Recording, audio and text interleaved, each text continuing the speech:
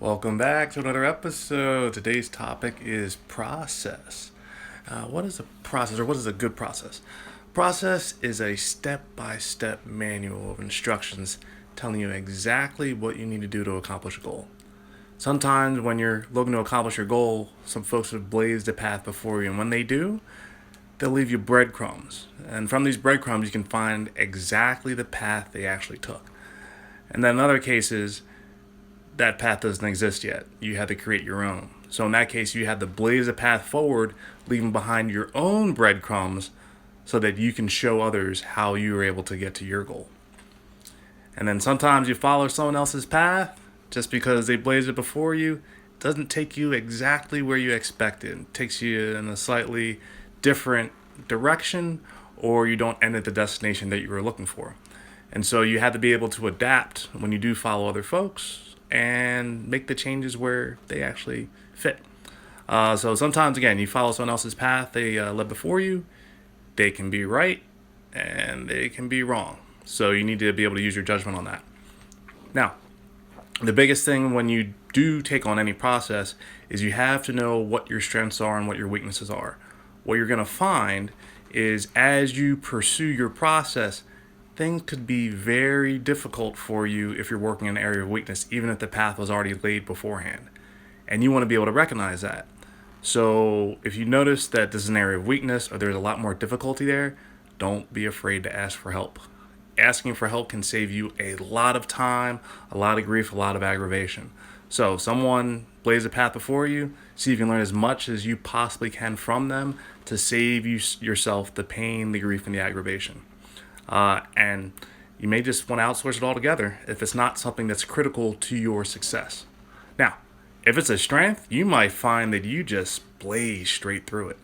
And if you do, then crush it. Keep crushing it. But make sure you also lay those breadcrumbs down so as folks come after you to try to do the same things, that you can help them along the same process. All right? So learn to love the process and you can achieve and do anything.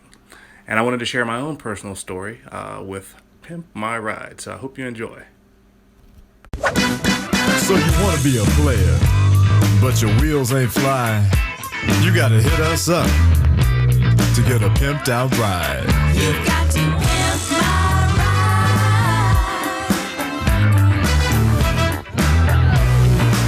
ride. Damn right. You've got to pimp my ride.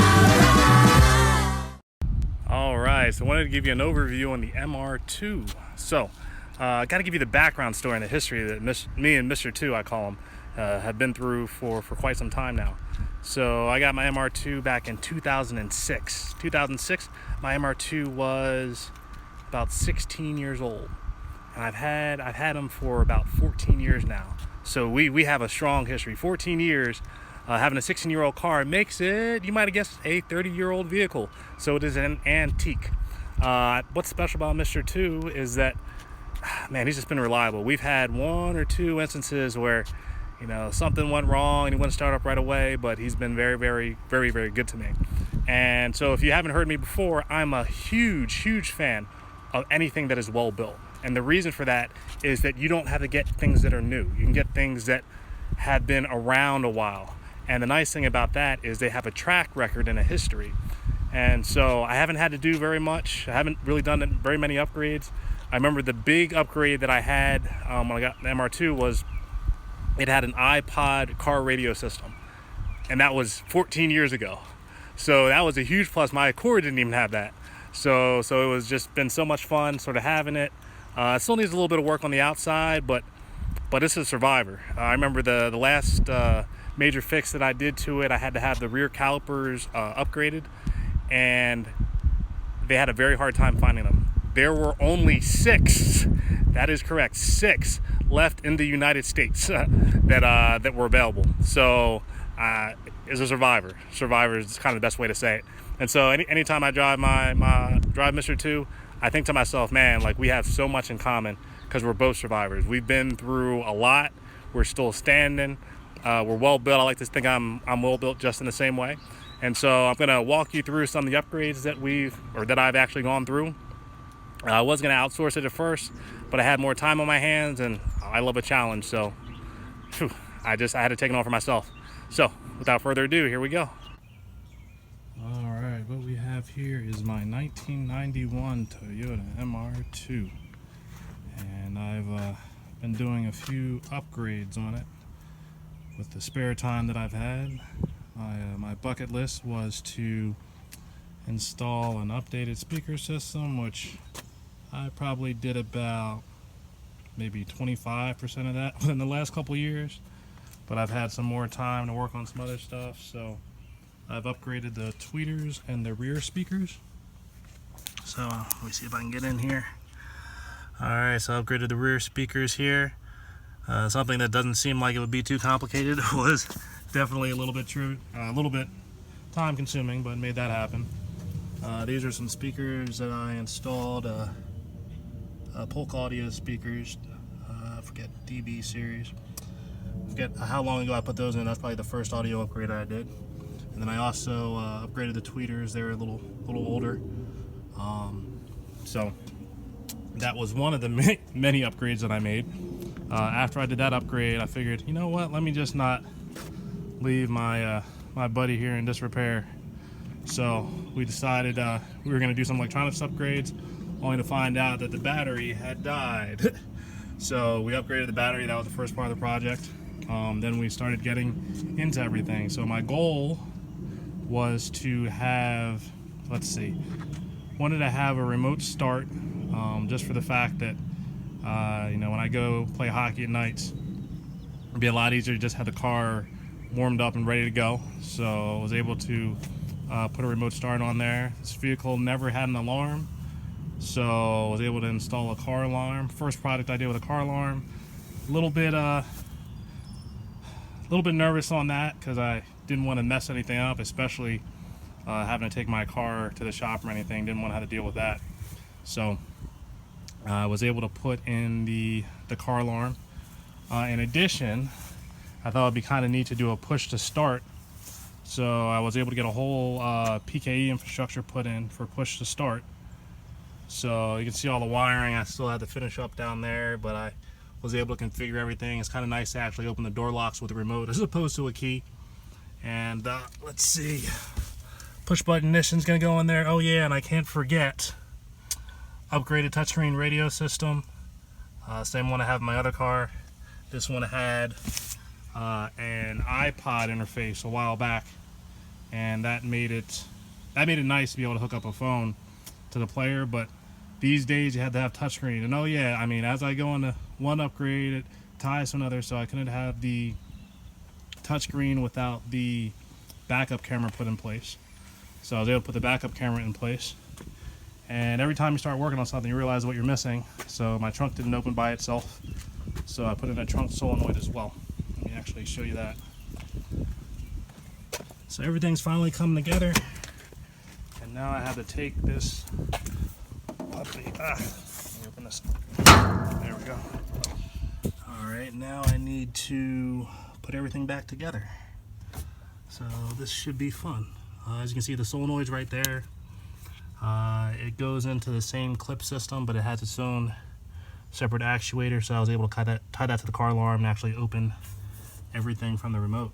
So as I work in putting everything back together, I'll be coming out with an updated video of what everything looks like when it's up and running, along with a few demonstrations of each of the pieces, what I worked on, and how everything works out. So we'll be following up soon with the updates.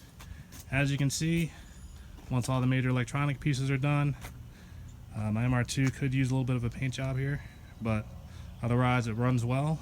We're going to give it a once look over after we get everything officially put back together, and can't wait to take it out on the road and see how it performs. All right, till next time, signing off. All right, as you can see, this is my 1991 MR2. Put a couple upgrades in it. First upgrade I'll show you is the car alarm. So the car alarm was a nice addition. I can now unlock and lock the car at the convenience of my car alarm fob. I didn't really necessarily need one, but I figured that since I was putting everything else in, I might as well have the ability to actually be able to unlock and lock the car. What I was also actually able to do is put in a trunk release. So my car did not come with a power trunk release. Essentially, I had to go in the car and I had to actually pop a lever for it to actually open up. But in order to put one in, I actually had to put an actuator for a trunk release in the car. So I was actually able to run that along with the backup camera cables through the trunk. I had to go through the engine in order to do that. So let me actually show you how that actually works.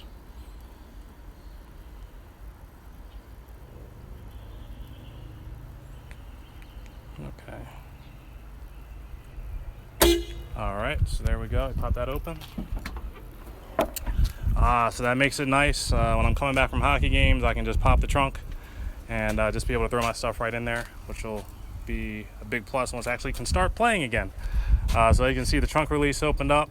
I actually put the actuator over here. That was definitely a nice place for it. Wasn't really sure how I was going to put it in. Took a little trial and error to get everything working, but I was happy to actually make that work. The next thing I will show you is the remote start. So let's see if I can actually get that working this time. All right, there we go.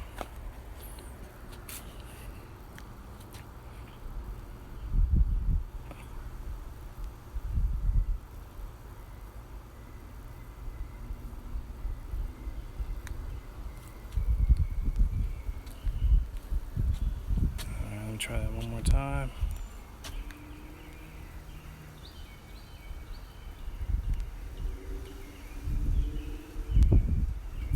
There we go.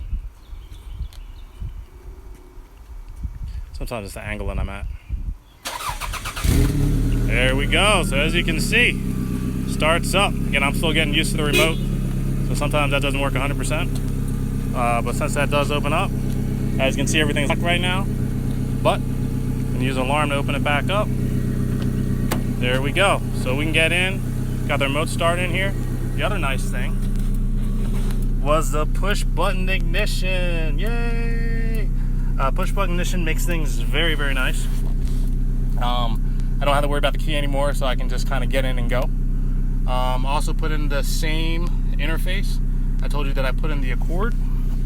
So if I actually close the door, all right, and I'll show you the actual backup camera. So let me actually put that in the backup. There we go. You see the backup camera is in there and working, which is a plus. So that makes things very nice. So being able to remote start, just kind of let the car warm up when it gets a little colder outside. Don't have any AC. That's kind of an unfortunate thing about some of the older cars. Sometimes it's not actually worth fixing. So I kind of had to deal with that. All right, so I shut everything off, as you can see. So that's actually been a welcome plus for everything. I'll lock it. And last thing I'll actually show you. So I showed you the push button ignition, showed you the trunk release, showed you the car alarm. Now something else this car has that makes it super nice now is PKE, or the key fob. So this actually doubles as a key fob as well. And I'm going to put it in key fob mode. So give me a moment to remember how to do that.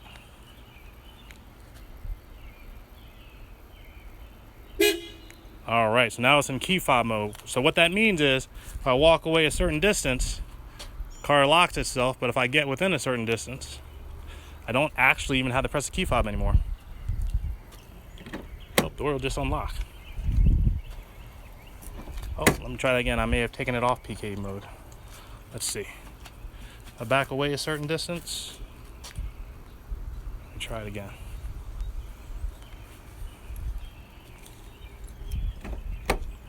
Try the other door. Usually if it beeps once, PK mode is on, I may have taken it off. All right. All right. So let me try that again. All right, so, okay, here we go. I think that did it. I think when I changed the settings, I messed it up. Oh, here we go. There we go. All right. So, a little finicky in switching between modes, but as you can see, it actually just locked.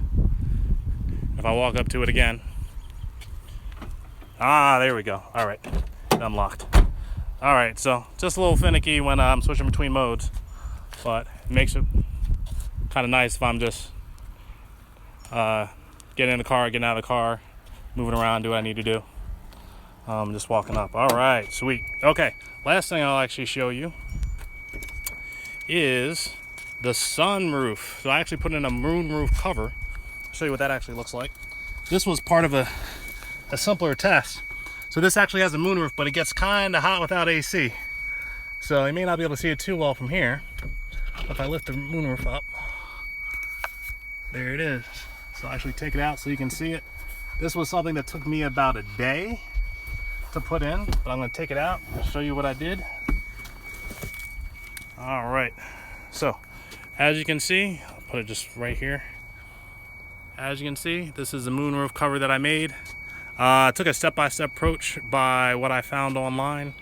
Just putting together corrugated plastic, then cutting that to the mold of the actual moonroof itself. And then once I actually was able to do that, I put in some wire, what type of wire? Hanger wire. Probably every 3 to 4 inches, all the way across. Then I covered it with felt, and I used some, some adhesive, and then voila, here you go. So I was actually able to put this in there. This makes a nice touch. So let me actually make sure I put it back. All right. There we go. Okay, put that down. Voila. All right. So I hope you enjoyed this episode of checking out the MR2 from the electrical standpoint. Last thing I need to do is a paint job, and probably a good car washing as well. I haven't washed my car, I can't tell you how long. But can't wait to get on the road again, especially a nice cool night, headed to a hockey game. And yeah, again, just wanted to share the projects on the bucket list. Again, this project for me, 6 years I was looking to do all this work, and I was able to do it all, and man, it feels so good. All right, so hope to catch you on the next episode. Hope you enjoyed this one. Catch you soon.